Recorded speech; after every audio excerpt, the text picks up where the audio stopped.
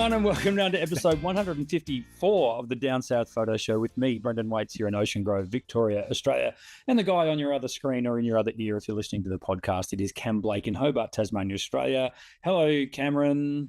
Hello, Brendan. How you going there? Yeah, good now. Now, Jesus.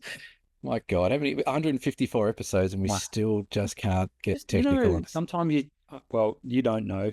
I do. It happens. I just have that mental blank, and it's just like, is this just a sign that it's full and there's just no more room? I don't know. It's big enough. I mean, about 10 minutes ago, it would appear so, based on not being able to find a certain thing. But anyway, we're here. We've done it. We are here. We've made it to it. I hope you all enjoyed our Camera Life podcast last week. That's why we didn't do a normal Down South Photo Show, because we're on the Camera Life. That was fun, wasn't it? It was good fun. Yeah, it was. It was very unscripted, which what we liked. There was a few questions and things like that, but Greg and Justin were good co-hosts. And one thing I liked about it, we had lots of interaction, which was good. So yeah, that was good. It was good to get the instant feedback. We had a lot of people watching, which was pretty cool. A lot of questions coming in, which made for hopefully good content. The boys seem to like it, so that's the main thing. We like it. So we probably lost them a few sponsorships and stuff like that, but there is no doubt that happened. But that's all right. I reckon one of them is being reviewed as we speak. Yeah, that's right. We are sponsorship poison. Yeah, we are. If you'd like to lose your sponsorship, just ask us to come on your show. Just get us on Envoy. Thanks to everyone who has liked, subscribed, and followed the channel to this point. Welcome to the new listeners, subscribers, watchers from all around the world. It's good to have you on board.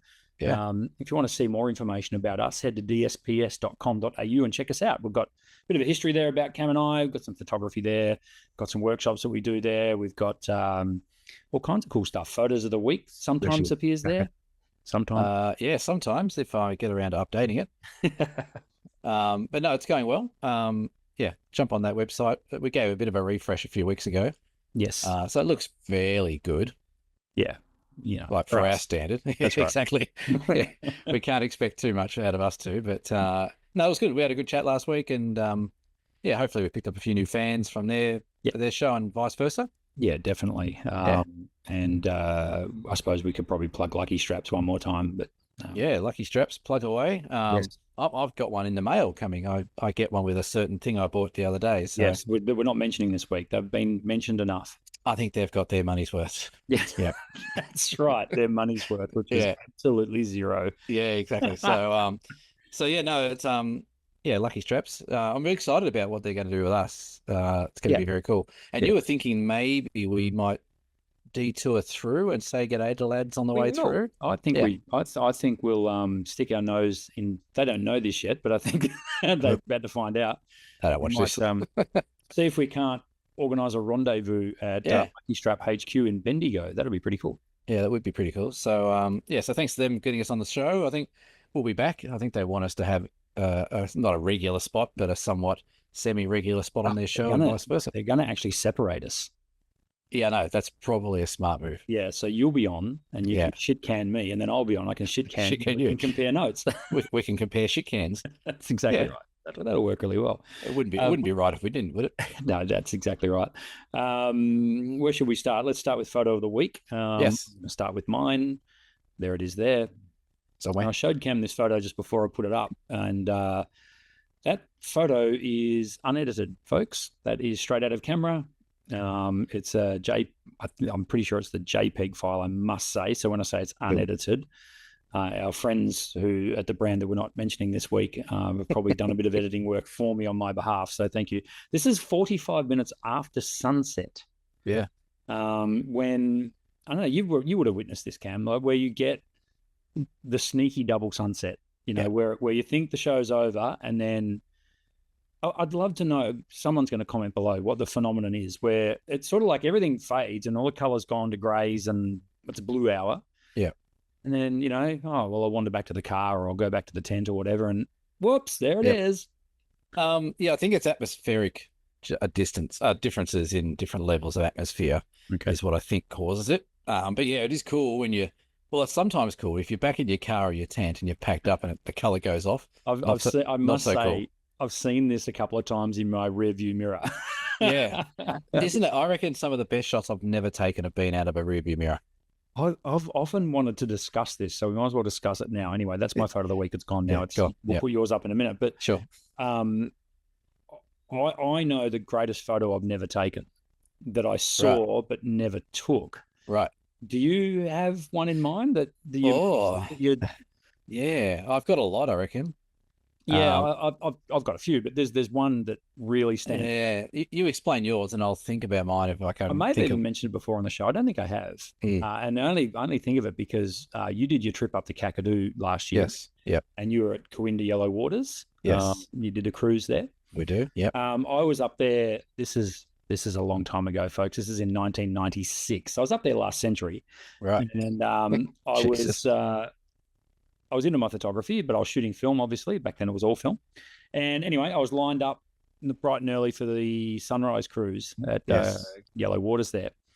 And, being a keen photographer, wanted to get the best posse and all that sort of stuff. Anywho, lined up, and just near where you line up for the boat were two sea eagles nesting Right. up on a big tree, those big sea eagles nests that they make. Mm, And there was some, I believe they were black kites that were circling, that were coming in, and the sea eagles had young, so right. the kites will pick them off. They'll come in and try and So I'm standing there, sort of watching this unfold, and then I just saw this sea eagle launch into the air, sort of flap its wings maybe 5 times, and then flip upside down with its talons out, trying to attack Right. this other eagle. Gosh. The whole time with my camera down here, going, "Oh wow, isn't that amazing?" But on film, imagine trying to get that on film. It was the greatest photo I never took. Yeah, I don't know.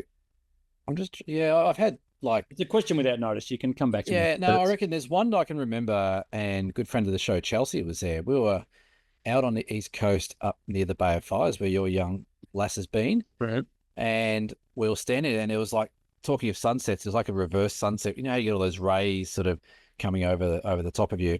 Yeah. And I was looking at that. I'm like, oh, that's really nice. And Chelsea's like, Cam, look behind you. And there's this massive shelf cloud coming over like this. Looked like one of those UFOs that's coming over the mountains. Yeah. And I had the total wrong lens on. I had everything stuffed up, and I didn't take the photo, but she got a couple of photos. But it was probably one of the best shelf clouds I've seen. Just it really just looked like that Independence Day, where it comes out of the clouds and rises over. And I missed it. Chelsea got a couple of shots, but I missed it. So that one off the top of my head, I remember thinking, geez, I wish I'd taken that, but there'd be lots of them. That's for sure. Yeah. Well, it'll be actually pretty cool. We can start something here. Comment below. What was the greatest photo you never took? You've never took, yeah. That you just missed. That was just didn't happen for you. Yeah. There'll be someone come up, some smart ass answers. Yeah, watch. That's right. Yeah. I missed. Yeah. Anyway, it doesn't matter. I think we know who. Cam, your photo of the week is now on the screen. What do we got? My photo week. This was taken on my masterclass that I did just a weekend gone. We headed out to the southwest of Tassie, which is pretty spectacular in most occasions. And this one was actually at the Gordon River Dam. It's a big giant. It's the highest curvature dam in the southern hemisphere. It's massive. But this was actually taken with my big wide lens, all over yonder on the other side of the hills over there, with these light just catching a few of these trees. And I just snapped away, and I went, oh, that looks pretty good. And then I underexposed by about like 2.5 stops to get that light purely just on its own. And got it back. And again, there's not much editing to that either. But it was just one of those moments when you're sort of just scouring around, looking at stuff. You've been to this place a few times before, and just that little bit of light over yonder. That's why it was nice to have that big, giant bloody lens that I have. So, yeah, it was a good little spot. And then we had a few of the customers get that same shot. They didn't have the same reach as I had, but they still got similar sort of shots. But yeah, we had a nice weekend. One day out shooting, and then we came back in the office here in the studio and did some printing, which is now the camera museum again, and did some editing on the big screen as well. So it was really good. Everyone got some great shots. It's such a good feeling when you go out there and people are like, oh, I don't know about that shot. Oh, I'm not sure about this shot. And as soon as they print it, they go, oh, is that mine? Like, yeah, that's yours. So, yeah, we've got another workshop for those coming up in July. If anyone's keen, 26th and 27th of July. Check it out. Be linked below. It'll be somewhere. Yeah, we talk often, and you definitely talk often about. I do a lot of crap too. And I've stolen this from you a couple of times, and that is exposing for the light that you see, and that is a classic example of it right there. Yeah, and that's exactly the conversation we had right there, and then it's just that's the light that caught my eye. Let's do some adjustments to the exposure. I think a lot of it comes back to not people maybe not understanding how that exposure system or the metering system works in cameras. And a lot of people think that they've just got to get that metering right in the middle, and that means it's good. And usually that's not the case. Usually it's got to be adjusted a little bit so we can actually have that light that caught our eye really stand out for us. So Yeah, that's a bit of a tip there. A good place to start if you're not overly competent with changing your exposure settings is using spot metering. I think it's an underutilized landscape tool. A lot of people think of spot metering for birding, sports, that sort of stuff, but full moon shots. Yeah. But you can actually utilize it to really good effect for landscape, for isolating that light that you see and that light that you want to capture.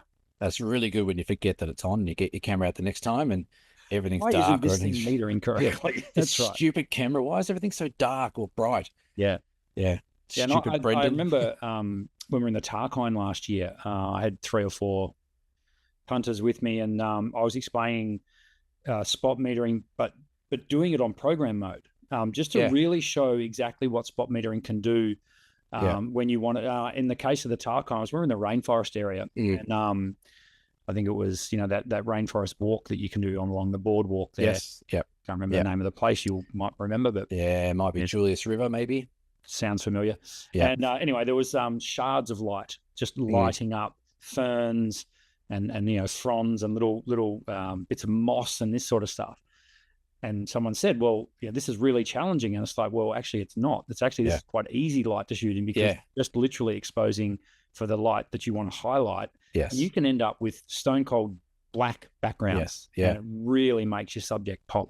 Well, I think that the second part of that is expose for the light that you see and just let the rest fall where it falls. That's right. And that's why you're talking about those shadows. Like sometimes you'll get shadows that are quite dark, but that light that you saw, that will be what you want, and that you can edit around that light. And sometimes when I'm editing that, I'll just, like with those trees, I literally just zoomed into those trees only, and I just purely edited for the light I saw. I didn't care about the rest of it.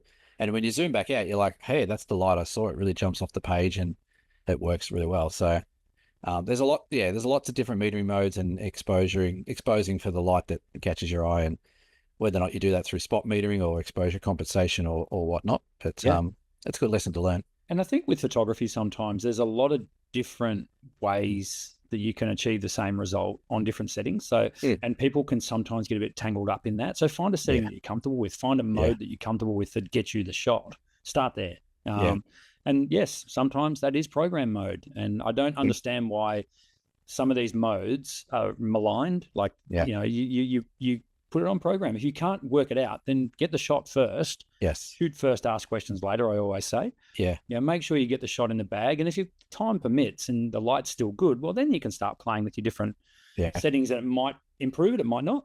You might already have it. With everyone that was here on the weekend doing their stuff, same sort of question came up. So like, there's a shot, don't miss it. Even if it's got to be program or aperture priority, whatever it is, don't miss it. And then when we started printing stuff out here, I'm like, so what mode was that taken in? Everyone's like, oh. I said, no one cares. That's right. No one cares what mode you took it in, because if the photo's outstanding, which these were, doesn't matter what mode you're in. People might go, oh, wow, how'd you do that? The simple answer is I took a photo in the right exposure. Yeah, exactly right. So, yeah. Yeah, for sure. Now, I did leave something out with my photo of the week before. That was Lake Boga up in the Mallee. So do we go there? We do. Yeah. We can't help but go there because they got brand new silo art up there, Cam. So right. So I think if we drive past it, people might have a little fit because it's actually quite good silo art. Right. Challenging to photograph, but you'll find that out when we get there. But it's not as challenging as like Watchy Poop. Yeah, touchy wop, witchy poop, witchy pop. Well, see, Boga's always my fallback if touchy wop's no good. So and Boga's got a pub right there. Well, there is that. Yeah.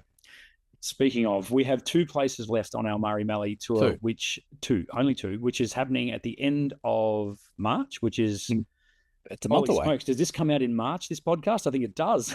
No, actually, it might come in the last day of February. Comes out in the last day of Feb, yeah. There you go. So in 4 weeks' time from when you're hearing this, if you want to come to the Mallee area and take some awesome photos, we're based out of Swan Hill. For 4 days, the jewel in the crown is Lake Tyrrell out by Sea Lake there in the beautiful Mallee.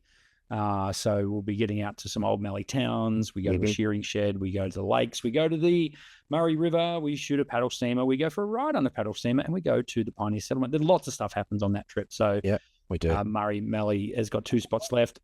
We- Great I- Ocean Road has got 2 spots left. Sorry, Cam, you were going to say I something. was going to say, and did you say we go to Nia West?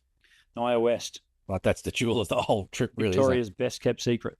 isn't it? I sent you that Instagram guy, the comedian that's going to all the towns. Yes. That reminds me of you. I reckon we should do something like that on our workshops. While we're there, definitely. Yeah, I reckon. Where else we go? Yeah, so Great Ocean So- Road in May. Again, only 2 places left on that. And Tarkine to Cradle in your neck of the woods, Cam, down in beautiful Tasmania. Yeah. There are 3 places left for that. That's the middle of August. But head to dsps.com.au to check all those out. Speaking of Cradle Mountain, shout out to Abby, who's in Cradle Mountain right now. Hey, if anyone books off this episode for any of those workshops, Yes. I'll give them a book. How about that? Which way is that meant to go? That way. So if you book one of those workshops through our website and in the next week before the next episode, I'll give you one of those signed as Just well. leave a comment that you heard it on episode 154. 154. When you photo book, show. when you're checking out, put a little comment there saying, "Give me my book, you stingy bastards." How about this guy? Hey, bloody generous, isn't he? I like it. It's just there because they're sitting there, and I want to get rid of them. I want to get rid of them. No, they're lovely. Look, they're lovely. It's got some other guys' photos in it, but Yep. that's okay. We don't care about that. It's a great great publication. I think when I was in Tasmania, I saw the bloody thing everywhere. It was everywhere. And guess what? It's still everywhere. I don't know if you can see this, but my daughter sent me that photo. Oh, hang on. Oh, Okay. yes, that's my book. There you That is go. your book. Right, yeah. Is She she was running in- out of firewood, is she? She was in the gift shop at Cradle there. So Oh, yeah. one Can of you ask them to pay their bill? Thanks. main topic for discussion. Shall we talk? Oh, let's just keep it simple, though. I'm a bit, Maybe we should just keep it simple. yeah. Let's not I go should too say that. hard. Beautiful segue, That was- Cam. You're getting the hang of this podcasting it's pretty thing good, after wasn't it? 150. Yeah. We're going to talk about some simple techniques for better photos. And to be honest, we've probably been a bit guilty on this channel of sort of not going back to basics sometimes. And some Like of you- learning how to get the audio to record Oh, on separate channels. that's not fair. Some of our particularly new listeners might have a passing interest in photography and think, oh, what's this all about? Let's have a crack at this. We know we've got a lot of people who are well into their photography and love it, but sometimes we're a bit guilty of sort of glossing over some of the basics. So we thought, Cam and I thought we'd pick out 3 topics each to talk about improving. So basically simple techniques for better photos. Yeah. And in no particular order, but we just thought we'd sort of re-highlight these because they are sort of like the foundation stuff for what we talk about. Yeah. And I'm going to go first because this is a bugbear of mine. You got to get stuck into it. Well, it's really simple. It's the most simple thing you could probably do when you go out to take photos, and that is to clean your lens. Yep. Absolutely. Where'd you get that microfiber cloth from, Cam? This microfiber cloth, I buy them in packets of 1,000 million zillion from Bunnings. From Bunnings. Like Not $10 sponsored. for a bag of 40 or 50. And they're awesome, aren't they? They are very good. They go pretty well until they get a bit older and they start to fray a bit, but at like 20 cents a pop. Yep. So, No, yes, keeping your lens clean. absolutely crucial. Totally. So when we're talking lens, we're also talking filter. Yep. Whatever the light is passing through, basically, you got to keep it clean. Why? Well, anything that is on that lens that's so imperfections on the lens, so fingerprint smudges is the biggest one. Yeah. It affects the light path, so it can literally distort the path of the light. Can be distorted when it reaches the sensor, and that can lead to all kinds of problems. You can get things like fringing, chromatic aberration. Yes. I love saying chromatic aberration. I don't know why. It's one of my favorite. Once you get it right, it sounds great. But if you get it wrong, Basically, chromatic aberration is the light comes in, but the color gets slightly scattered. Yep. So, and that can be from imperfections on the lens. So really important to keep the lens element clean. You can also get light prisms and that sort of stuff, which are unwanted artifacts in your photo. classic example of that is if you're trying to do some sun stars or get sun into your shot. If you've got a dirty lens or a dirty filter, that sun star turns into just a for lack of a better word, a shit star. It looks terrible. It's got like bits of dots. It doesn't look like a natural Yeah. light passing through that lens. Yeah. Question without notice though, the front Yes. element, yes. Do you clean the back element as well, Brendan? Yes. Okay. Just Absolutely. check And it. they are so prone to smudges as well. Yeah. So And all obviously take care when you're doing that. Make sure, don't do what I do and just use the back of your t-shirt sometimes when you get desperate for something.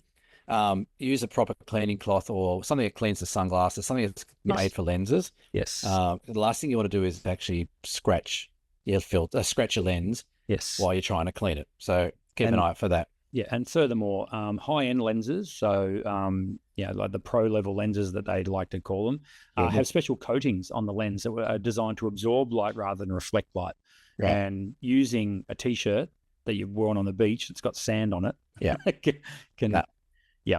like that fine grit sandpaper, that's not going to do your job properly. Microfiber. Sorry, Buddy's here. He's saying hi. Microfiber cloths are very, very handy to carry. Yeah, absolutely. That's a good tip. And same with the filters as well. Like sometimes you'll find that filters can be dirty on the back side of them when they're screwed on. That's right. So I make a bit of a habit now. I never used to, but I am now, is that when I go out for a shoot, I try and make sure that I take all the filters off, take the lenses apart, give everything a nice good clean and put it on fresh. Yes. So I know when I get out there, because like we're talking about before, when you're saying that the best photo you never took. Yes. As soon as you get out there, something's going to happen. If your camera's dirty and not clean, you're going to get this great shot and you're going to have to fix it up and fluff around with it because it's got dots all over it. So exactly. So yeah, that's a good one. Keep the lens clean. We spoke about this on the weekend as well. It's scientific equipment. It's very highly calibrated equipment. Yeah. So treat it with some sort of care. The bodies of the cameras, maybe not so much, but the lenses and the sensors are very, very important to keep clean. Yes, absolutely. So keep your lens clean is my tip number one. What's your tip number one, Cameron? My first tip is, for God's sake, just take your time.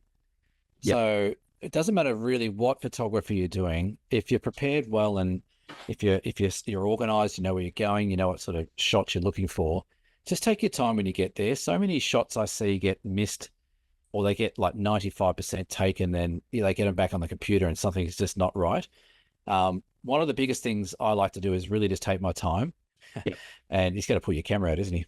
No, just for those of you watching, I'm a little bit distracted. I've got my dog here. I'm going to see if he's going to sit up on the couch, but you keep talking. Oh, yeah. So taking your time when you get out to those scenes, especially, it can be quite easy to, get excited if the light's going off for your sunset or sunrise and you've got this beautiful light going off, or you've got this beautiful moment with a model or whatever it might be. Sometimes you want to rush through it, but my advice is just take that extra 5-10 seconds. We did a lot of that on the weekend where before they press the button, it's like, okay, let's just double check. Let's spend 5 seconds checking the settings. Are we aperture good? Is the framing good? Is the exposure going to look good? Are we in the right mode? Is that white balance at the right spot? Let's just do some basic checks. It makes a hell of a difference when you're editing and even more when you're printing. So just take your time. It's meant to be, it's taking, what I used to say, it's taking your time to capture time is what we're doing. So photography is not a race. So no, stop treating it like landscape photography. I mean, not landscape. Even when, like, if you're going to your local footy match and doing some shots of the footy match, even at a couple of minutes before the game starts, making sure any cameras you've got are all set up for what you want. The settings are good to go. So if you do need to make any adjustments, it's minimal, but just taking your time to do that as opposed to doing it on the fly when, John Smith takes the best mark you've ever seen and you're in the wrong setting. So just take your time. It doesn't take much, but it buys you a lot more later on. Yeah, absolutely. Very, very sound advice. I like it. My second tip is and I don't know, maybe these are my three biggest bugbears. I'm not sure, but but it's the mistakes I see people make. And that is to watch for distractions. And by that, I mean distractions in the actual frame. So what you're actually trying to take. I like to, not so much scan the edges of the image, but just have a glance at all parts of your image. Now, this is really important when you're shooting ultra wide angle or very, very wide angle. Sometimes you don't even realize that the peripheral part of the image, there's a rubbish bin, there's a power line, there's your finger, there's, and just taking that, again, take your time. It relates to what you just said. Taking that extra half a second just to have a quick look around the edge of the image and look for distractions. Now, sometimes distractions are actually hard to spot when you're shooting ultra wide angle because you're getting way more than your peripheral vision of your your natural vision can actually take in. Yeah. So you might miss things. For example, here along the beaches where I do all my beach stairs going down, they used to have these. They don't have them anymore, thank goodness. These are these really ugly blue bins. And the amount of times I was trying to position so a rail was blocking the bin, or so it wasn't actually in the shot.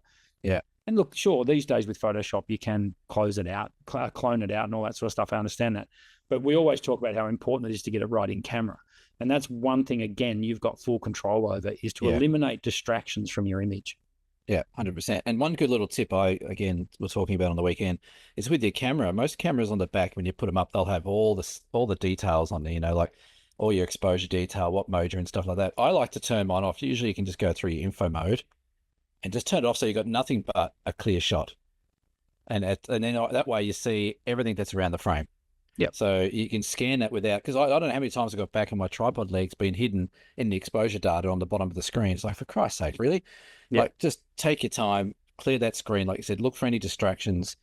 Either wait for those distractions to move, or move a step forward, or move a step back, or whatever you might need to do. But yeah, sometimes those distractions as well may not necessarily be man-made objects. They could even be, you know, a rock or a leaf or something that's just not quite right in that frame that is causing a distraction. It might be, you know, a leaf that's interrupting a repeated pattern. It's not quite the same as the other, and that can be a distraction. Yes. Sometimes it can be an advantage, but a lot of the time that's a distraction. So keeping an eye out for that sort of stuff is really important. Yeah. Again, it comes, like I said, it comes back to that taking your time and being aware of what's going on. And like we see it on the one-day workshops we do as well. Like, people get, like, as soon as that light starts to go, people get really excited, and, you know, they're fluffing over things, they're changing lenses, they're doing this, they're doing that. Just with a little bit of hindsight, you know, just take your time when you get there, pick the right lens. Like you said, check out what you're going to shoot and what may going to be causing distractions for you, and be ready for that to happen. So, yeah, it's funny. We rush a lot in this game of photography when we don't really need to. No, that's exactly right. So what would be your next? My next one, best tip is watching your exposure and your histogram. So again, most people get the composition pretty good. Most people get their, you know, what settings they want to do. Most people are there at the good time of day or the location they want to be. But I see it so many times where people take the photo and go, oh yeah, cool, looks good on the screen, I'm done. And sometimes there's a big element missing where they might have blown a highlight out, or the shadows are way too dark. And that can be simply checked on your histogram, either live when you're shooting it on some cameras, or post shot on the replay. So just take that extra time. Again, just watch your exposure. We spoke about it before, exposing for the light you see, but just check that histogram, because again, you're going to get these cracking shots. And if you don't spend that extra couple of seconds at the end just checking that everything looks good on the histogram, you get back to your computer, you try to edit it, all of a sudden the clouds are washing out or something that's not happening. It can be quite frustrating. So every camera has a histogram these days, whether or not it's a live histogram or a replay histogram. Most cameras will also have clipping settings where it'll flash to show you if you've lost detail and highlights or shadows. Sometimes they're good to have on. I find them a bit annoying, but sometimes they're good to have on when you're starting out. So you can look at that and it's a visual indication straight away that, hang on, something's not right here. I need to go adjust. So take your time, check that exposure, check the histogram, make sure that you get that light exactly how you want it. Yeah, I think it's important to that end to also understand, you know, exactly what a histogram is showing you as well. And we won't do a deep dive on it now, but it's important to know, you know, that the histogram is a graph essentially of the light that is there, and you can't second guess it. No. It is what it is. It's actually showing you a visual representation of the light that your camera is currently seeing. So yeah, well, it's very handy tool. It's almost a scientific output of what light you've actually seen. So I think we went back and had a chat on episode 136. I'm just looking now. I think we had a bit of a chat about sensors and histograms. There you go. So have a look at that. There'll be something there that put a card up makes right sense. There. There you go. Episode 136 right No, there. you didn't. You don't know how to do that. I don't even know how to find the audio button on this. Have we actually put up a link? We've done it once or twice, but does it always happen? Oh, it works. Do you want me to make a note in the notes? No, it's fine. I see, because I did that, and that's my cue. But now you've done it again. When I'm scrolling through, that's my cue. Oh, right. I know I've got to do something here. Either that's out or I have to do something. That's right. Exactly. So, my third tip, and we're just going to do 3 each here, but my third tip is to scan the area. Now, what I mean by that is the amount of times I've taken photographers out into the field and they almost immediately see a shot and get married to it. And they're just like, this is me. And the number one thing they will do is set up a tripod and put a tripod there. And basically what I call that is throwing out the anchor. In other words, this is me, this is the shot, this is all. But the reality is, in that area where you are, and quite often quite close and quite often quite easy to do, is just go for a little stroll. And that could be the difference, literally 10 meters one way. And it could completely change the image that you thought you were in the right spot, but you're actually not. There's actually a way better image to be had quite close. When I do my entry-level workshop, I just put a question up on the screen: what's over there? And it's such a simple, people get ahead of themselves and they race and their minds race. I've got to get this photo. How am I going to set my aperture? What am I going to do? What lens am I going to use? Blah, blah, without even actually asking that question. What's over there? If this looks really good here, maybe, and that's not to say that what's over there is going to be better, but why give up on it when you've got the time to just go and have a look? And that can be even a matter of, just climbing a little bit higher up a hill or going down lower, literally crouching down. Things like that. It never ceases to amaze me how people forget to actually scan the scene correctly. Embrace it, unleash your inner hippie and actually embrace the scene and take it all in and go, hang on a minute, there's a composition there, there's one there, there's one there. And then all of a sudden you've got 100 different photos that you could take in one small area. One little tip I have with that, which we teach as well, is if we get to a location, say, right, guys, this is where we're going to do sunrise or sunset, set up here, that's the postcard shot. Try and get that, because that's great to have in your little portfolio. But I try and get like another 2 or 3 compositions that are looking in slightly different directions. So if the light happens over there, then okay, cool. I've got a composition ready over there. Or if the reverse sunset happens over there, I've got something going on over there. So like you said, park your tripod. That can be your hero shot that you want to get. But have a bit of a walk around. Try and get a couple of options in your head that, well, if it doesn't go off here with the light or the situation doesn't work what I want, I've got something really interesting over there or over there. And again, it just gives you options and makes you a better photographer. Yeah, well, that's right. Exactly. And as I say, it's very, very simple stuff. But again, we've probably been glossing over it a bit on the show, and it's good to remind people of that. Ken, what's your third tip? My last one's a little bit like your first one, cleaning your lens, but just in general, keeping your gear clean. And that can be tripods. Again, I don't know how many tripods I hear when you open them up and they just sound like, I don't know, whatever it is, steel wool coming out, sparks coming off all the sand that's in them. Crunchy. So clean all your gear, clean your camera, blow out some dust. We've had some dust spots on the weekends. Get the blower brush and give your sensor a bit of a blowout. Clean your lenses, clean your filters, clean your bag out. Make sure there's no junk in your bag. But just simple things where when you get to a place, you go out for a shoot, depending on what you're shooting, doesn't matter. That when you grab that camera out, it's ready to go, it's clean, and you're not going to have any dust spots. You're not going to have any, it can be even as simple as making sure your batteries are charged and ready to go. That kind of just keep your gear clean and ready to go. We do it too often where you get out there like, oh God, that's tripod. I didn't wash it from last time. It's really grimy. Or, oh, look, I've got 10% left in my battery because I didn't actually bother. It's a good habit to get back and clean your gear, put your batteries on charge and be ready for the next one. So keep your gear clean, look after it, get it ready. And again, it just saves so much time out in the field where you can spend more time actually shooting and less time swearing and cursing at the back of your camera. Absolutely. And to that end, I'm going to throw in a bonus tip, just one. And I've said this before on the show, and I have actually been told several times that this tip has saved their asses. It's got something to do with that? 100%. And that is, get a memory card, get a 32 gig card, buy it for like $8, whatever. Put it in the glove box of your car and you won't regret it. Until you try to open the SanDisk packaging and you haven't got scissors or a knife and you go batshit crazy trying to open. Credit to SanDisk. Their packets are way easier to open compared to some of the other brands. Yes. God. They are a lot easier than some others. But it was funny. The reason I bring this up is it was only yesterday I was looking for something else in my car, opened the glove box, and here's a 128 gigabyte SD card that's been sitting there. That's mine. That's mine from the workshops. Oh, is it? Oh, that's right. I left it in your car. So seriously, go and get a memory card. Yeah. And chuck it in your glove box. Just trust me. Yeah. And then and just don't walk too far from your car. well, or get two and put one in your camera bag as well. But Or alternative, you buy the new Sigma camera that came out. It's got 206,000 gigabytes of can internal we memory. please talk about this?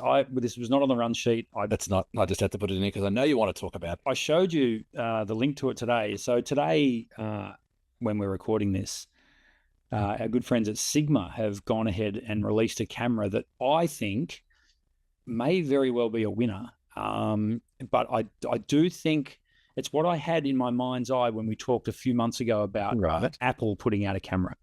Right. And how I thought that the camera needs to be stripped back Yes. and made very, very basic. Now, there's a few things that they've taken off this camera that we're like, ooh, okay, that's interesting. That's Yes. fascinating that you've done that. One, I think the big one for me is the viewfinder. Yep. Yeah, no viewfinder on it. So Yep. that is interesting, but where are we at now? Gen Z or whatever, they don't do viewfinders on cameras. They're so used to using a phone. So the phones don't have viewfinders. So it is very cool. I'm just looking at it now, and it's got. okay, so I'll put a picture up on the screen. We're talking about the Sigma BF. Yeah, best friend. Best friend. Is that what it's actually short? Tell me. No, I don't know. It's just BF for some reason. Arbitrary letters that they just plucked out of nowhere, and that's fine. 24 megapixel full frame. It's aimed, they say, at photography. It does have video. You can shoot 6K video with it. One thing that I think is great now is this sort of, maybe we might start to see a bit of a separation from photography and video again. And of course, over the last 10 years, that's just been all about, you get an SLR, it's going to do amazing video as well. I want to see more of these cameras that are stripped back like this BF. What was your first take on the BF cam? I look, I don't mind it. I think it looks pretty cool. It's very futuristic, which is not a problem. It's not cheap, as we'll discuss, but it looks great. It does.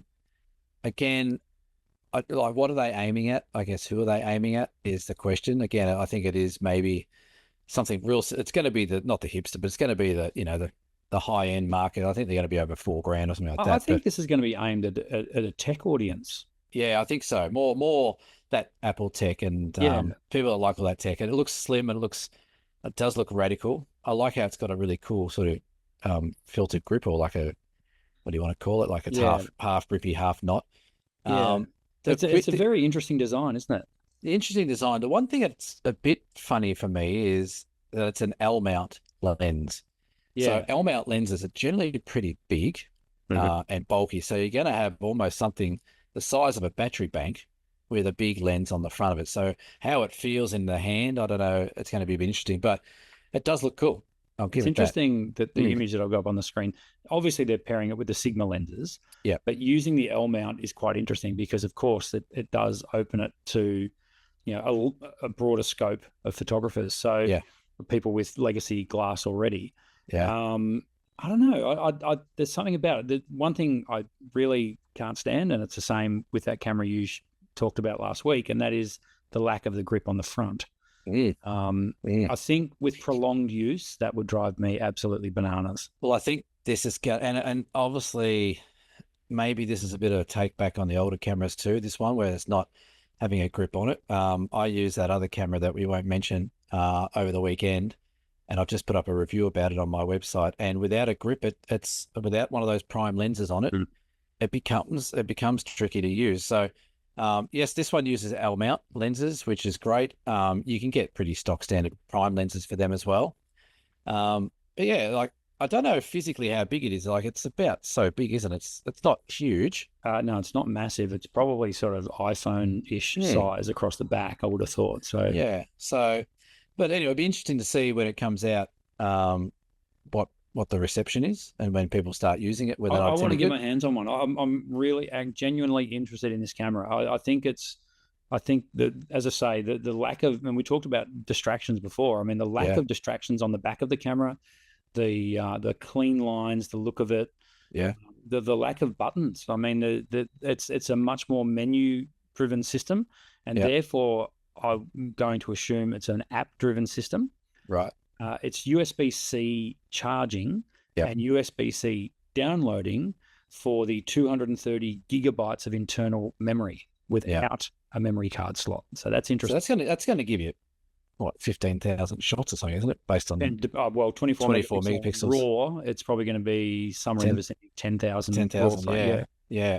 I'm going to go watch some reviews on this because I'm real skeptical of reviews now based on last week. Yep. And just see what people are thinking about it. But I think you're right. It's going to have that front heavy issue. Yep. But it does look cool. And they've done a good job. And they're sort of the first cab off the rank, aren't they, with this let's go real futuristic and just see what happens type of thing. Yeah. And it's going to be interesting to see whether it is app driven as well. I was talking about when I was talking about the Apple camera that may never see the light of day, but if it does, you know full well that thing's going to be app driven. Yeah. So being able to post to social media directly from the camera, that'll happen for sure, which is nothing new. That's actually been done before. But I think Samsung actually did that a long time ago. I've still got in one of these drawers behind me, I've got that Samsung camera hidden away somewhere. But yeah, also things like computational photography, updating firmware. It's clearly going to have Wi-Fi, Bluetooth, all that sort of stuff as well. So connectivity will be pretty high on the agenda, given that you can't take a memory card out. So So it's going to be dimensions 130 millimeters. That's 13 centimeters. Yeah, so it's iPhone size. Yeah, by 36 inch thick and 72. So yeah, it's going to be iPhone-y size. It comes with a 2-year warranty. Hello. Which is interesting. Yep. I'm not sure if it's going to be app driven or not. I think from what I saw of the quick reviews I looked at, it looked like it was just standard modes, but very minimalistic. But 6K video. It's going to be interesting. If you see the little there's the thumb pad on the back of the camera, just above it is another little LCD. Yes. And you actually click and scroll through the different menu settings on that little LCD. That's innovation. I like that. Yeah. I mean, as I say, this looks like Sigma might have done something. And I mean, who owns a Sigma camera? Yeah. Come on. Well, that's you it. know anyone? No. There'll be about as many Sigma owners as Pentax owners, I reckon. Oh yeah, less. I reckon there'll be more Pentax owners than Sigma owners. But well, you can pre-order them. They're $3,999.95 from Fred's or any other camera shop. So let's break that down. Really, Sigma? Come on. We're paying more to get less on this. Everyone's taking the piss at the moment. They're just like, let's cash in on these idiots buying cameras. That's going to be SRP. We know that the price is probably going to come down closer to the 3.5, maybe 3,299 kind of mark. Yeah, but still, that's a lot of moolah for a camera that's like this. I mean, it's going to be all because this is it. There's no model below it, model above it. No, this is the camera. So you've got no choice if you want to go to the Sigma party. Yeah, you've got to cough up the bucks. Fascinating. I think again, I can't help but think that these companies, I get it. They're going to make money, sure, but this camera doesn't cost $3,000 to make. I mean, come on, it costs $300 to make. Everyone knows this. They're having a laugh, but people keep buying it. That's the thing. Well, this is it. And I'm the biggest hypocrite because not 2 minutes ago I said I wouldn't mind getting my hands on one. That's not to say I want to buy one. We won't talk about what I did last week after Reagan something out. No, well, Sigma, if you're listening, I'll test one out for you. Yeah, and give a review that's not biased. No, not at all. Be completely neutral. That's what I do here. Interesting. We do a Dear Cam? Shall we? Yeah, he says he's one of your customers. Not only one of my customers, but an Ocean Grove stalwart from years gone back. I know this guy quite well. Dear Cam. This is a Dear Cam from Greg. Hello, Greg. Thanks for tuning in. I notice there's no hi, Brendan, either. No, it just says old customer of Brendan's, but I'll let him off the hook because he knows that I read these out. So, hi, Cam. I should say Dear Cam. No, I'm not reading this. It doesn't even say Dear Cam or Hello, Brendan. Oh, yeah, no. All right, let's go. Beer donations, let's go. Yeah. Hi, Cam. I really look forward to the photo show. I have a quick question for a bit of discussion on the show. What preview apps or software do you guys use to search, select, edit your pics before doing any post-production? So how does you look through your photos, basically? I've tried Preview on iMac, but it's clunky. Nikon View NX, Fewer, never heard of that one. That's with PH, but Fewer. Lightroom Classic. Is there a straightforward app that I can load my latest pics and go through and edit, choose, and discard fails, etc.? I really enjoy the show, and I reckon it's a great initiative for discussion of all things photographic and sometimes other stuff when you guys stray off subject. Thank you, Greg. Stray off, Greg. What are you talking about? Hey, it has a cricket count. I got washed out last night. Okay, so we're not going to answer Greg's question. That's Oh, fine. I thought we'd just stray off a bit. Oh, that's right. We did stray off. Sorry. Bit slow tonight. So thanks, Greg. It's the only thing I've ever really used is maybe Preview on iMac, which again is clunky. But I put everything in my Lightroom and just do everything categorizing through there. I find that pretty straightforward. I'm going to edit in there. I might as well put the images in there, and I might as well choose it, whether or not we do a rating or a color rating or a quick selection or a quick collection, whatever it might be. But I find Lightroom Classic is probably just the one I use all the time. I wouldn't use Nikon View because I don't shoot Nikon. Fewer I don't know of. And Preview, I find Preview is good to have a look at files once they're on your hard drive buried away quickly, where you just press the space bar, it pops it up. But yeah, Lightroom for me. That's pretty much what I would use. Nice. But yeah. What about you? Oh, he didn't ask you though, did he? So. I didn't, so I'm not going to answer. No, I will. Windows File Manager. Oh, really? Absolutely. I mean, it works, and people will laugh, but it works. It shows me the files again, probably not from the memory card, but once I've backed them up and saved them, and just I can create a folder instantly. I know how to drive it with my eyes shut. It works for me. I do it on a big screen. I think that's important. When I'm back at the office and I'm on this very monitor that I'm looking at now, a 32-inch monitor, just so I can get a good look at this stuff. But absolutely, I use Windows File Manager for that initial sorting before they get opened in any editing software, which I think is what Greg means. So okay, definitely. Well, that's a good question. So that's it. If you have a DearCam question, by all means, send it in to us. You can send it in to us through Facebook. You can leave a comment below with the DearCam if you want. You can email it to us. Everything is linked in the description below. It is. Hey, speaking of description, see, our mate did a bit of an interview with someone. Mr. Hardcastle. Yeah, I know, right? Yeah. Okay. Well, noted. Yeah, it is noted. So when he's banging down the door to come on the show. Well, that's right. Shit, Gav. Now, this is off script again. I've got something. Would you like to see it? Have you seen a doctor for him? So look what I have here. Now, without pointing the front of the camera, what have I got, Cam? It's a Nikon D90. No. It's a Nikon F80. No. It's a Nikon. It is a D70. It's a Nikon D. I nearly said Dicon then. It's a Nikon. It's a Nikon 70. It's a Nikon D70. Can you believe it? And it is in absolutely mint condition. Right. It has the tiniest of LCD. Oh, God. Little. I remember those plastic things on the back of them. Yeah, with the little plastic thing that everyone broke and kept coming off. And I can't get back on now, so I'll put it back on later. But so I found this. Yeah. I was actually given this during COVID. Someone wanted to offload it. It was basically still in the box. But the cool thing is this one comes with the Nikon 18-70 ED. Now, I would argue the best kit lens ever sold.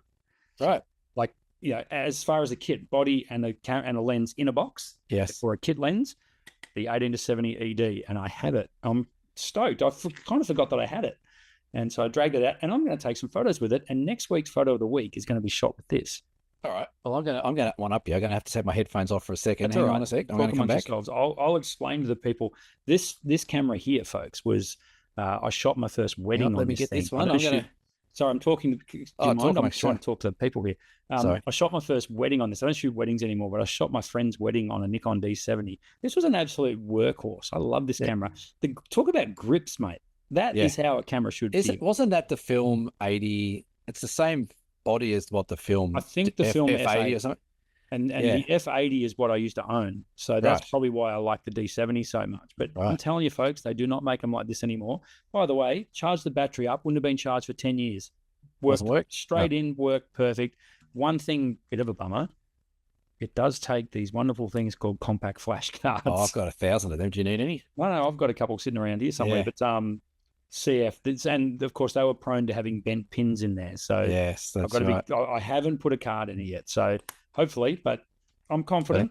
It's Well, fires up. Everything. Look, the LCD works and everything like that. So I can't put a card in mine. Can you hear that? no, You can't hear that. what is that? Oh, hello. So I picked this up off eBay the other day. How many megapixels is it? A lot. That's a lot of megapixels. It's an Olympus Flex camera It is.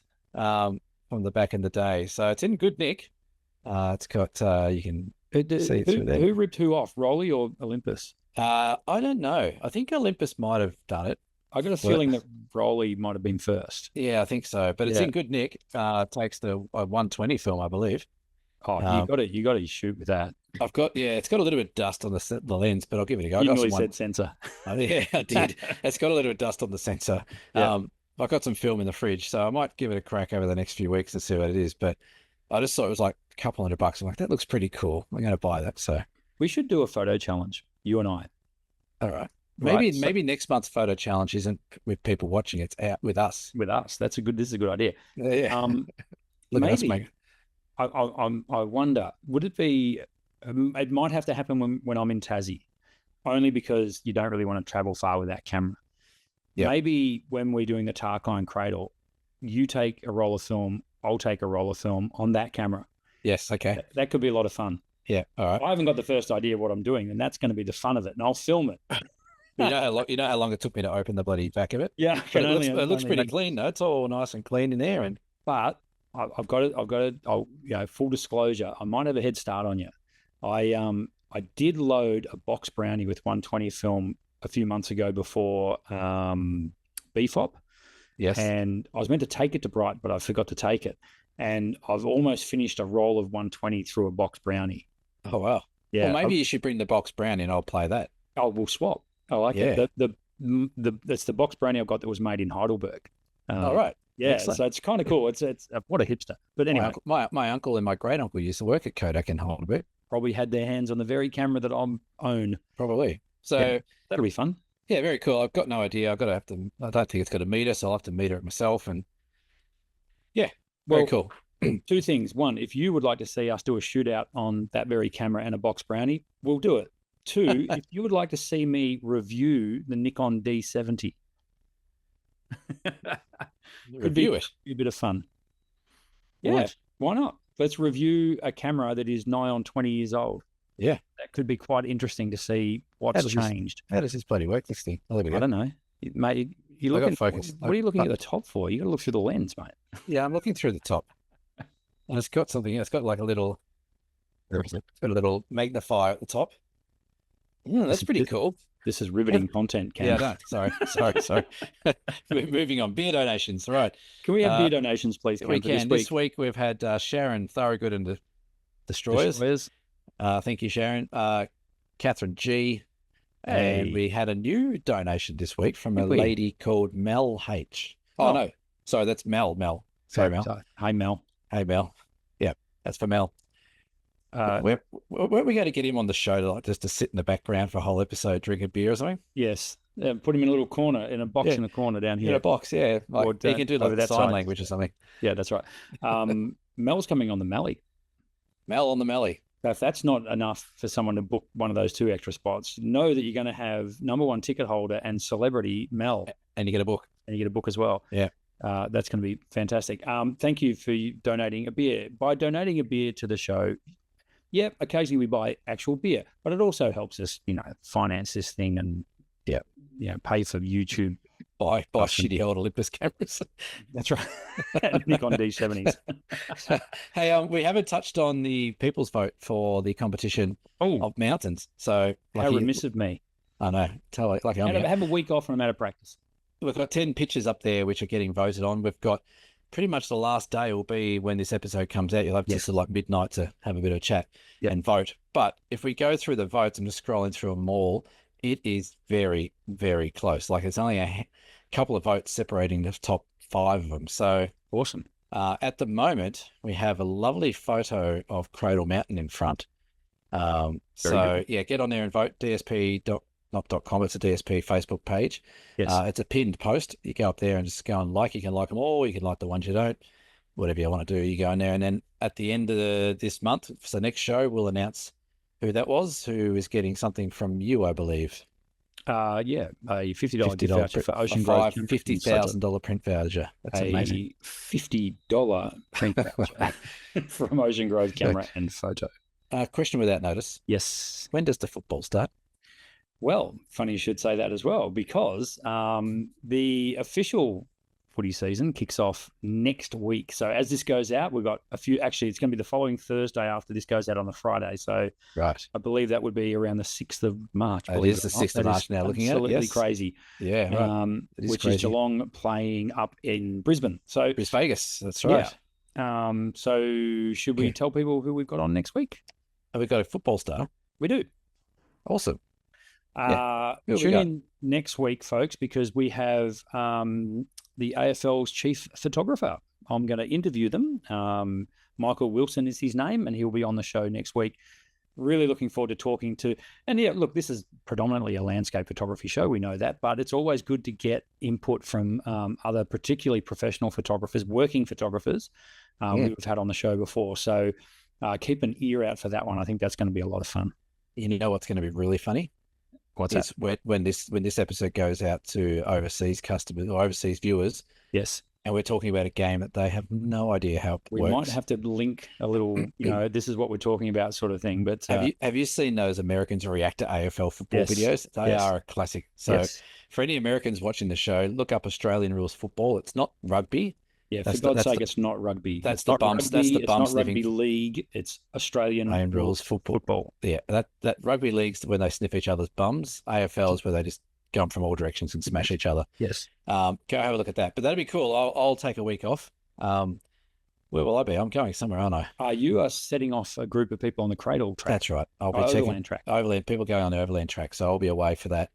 But yeah, Michael, look forward to listening to that because he's got some amazing shots. His repertoire. Absolute guru. So looking forward to chatting with him. So that's what we've got coming up next week. Cam, you having still a little downtime before you head up to Cradle? Yeah, so I've got nothing on really. I am heading to Melbourne this weekend. Nice. Coming up there to see Green Day in concert. Oh, very good. Thinking I might try and sneak at Canberra and see if I can get some shots. But is that Rod Laver Arena? No, it's at Marvel Stadium. Is it really? 65,000 people are going. That's a big concert. I'm taking the kids. It's their first live concert. Excellent.